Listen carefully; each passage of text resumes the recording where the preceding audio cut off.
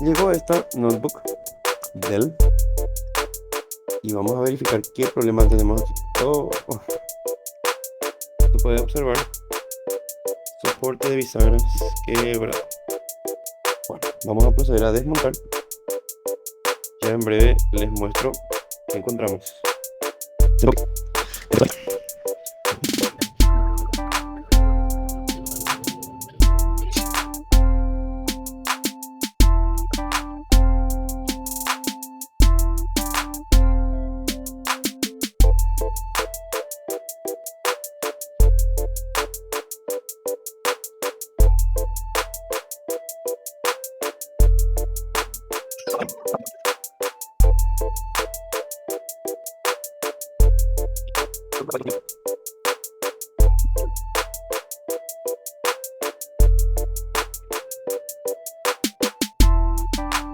Nuestra reparación ya fue completada.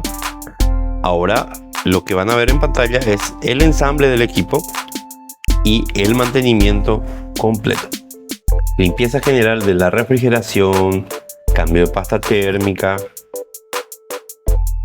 Sacamos todo el polvo que esté dentro del equipo y una vez que tapemos todo, corroboremos que todo esté funcionando correctamente, se va a proceder a la limpieza exterior para su entrega final.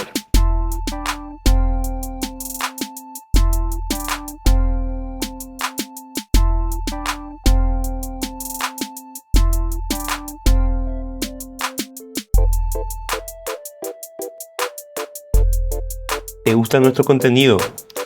Dale me gusta, compartí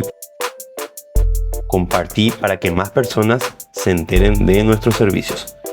Ofrecemos garantía total de nuestros trabajos por reparaciones, por nuestros productos, así que no tendrán ningún problema.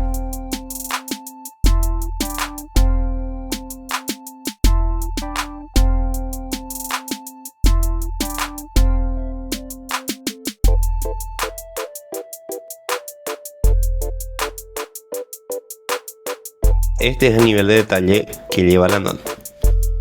100% funcional.